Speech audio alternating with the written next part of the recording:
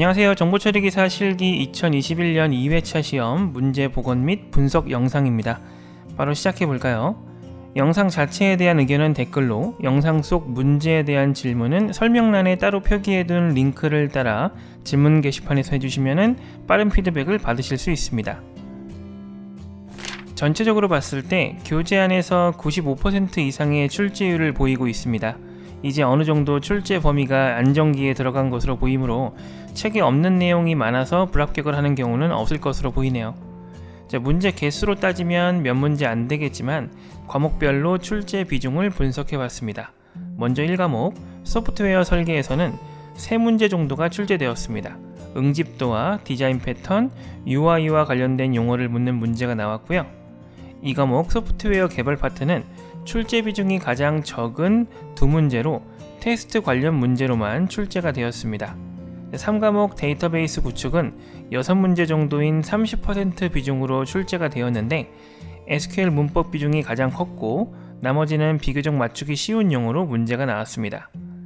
4과목 프로그래밍 언어 활용 파트 역시 3과목과 마찬가지로 6문제가 출제되었고 이번에는 순수 코드 관련 문제만 출제가 되었습니다. 마지막 5과목에서는 통신망 기술과 용어, 암호화 기법에 해당하는 것들이 답이 되는 문제가 출제가 되었네요. 출제 비중과 분야를 보면 전체 내용을 학습하는 것보다는 특정 섹션이나 챕터를 집중해서 정리를 해두고 SQL과 프로그래밍 언어에 집중하시는 것이 합격하기 가장 수월한 전략이 되지 않을까 생각됩니다. 이번엔 출제 유형을 살펴볼까요? 문제에서 제공하는 설명에서 관련 키워드를 찾아서 해당하는 용어를 적어내는 키워드 기반 문제가 6문제 출제되었고요. 같은 범위 내 여러 항목을 구분해서 나열하는 항목 구분형 문제가 5문제 출제되었습니다.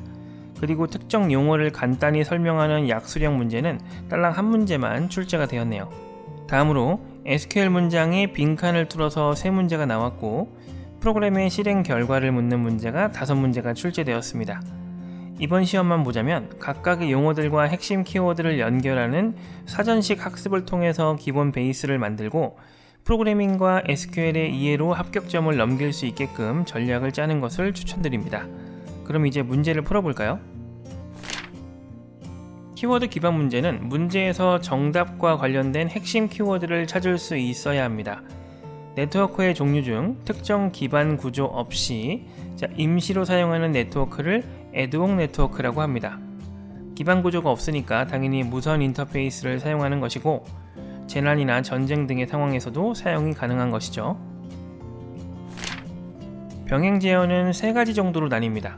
아예 서로 접근을 막아버리는 방법, 순서대로 수행할 수 있도록 시간을 분배하는 방법, 최적의 분배 방법을 적용해서 시스템의 상태를 정상 유지하게 하는 방법인데요.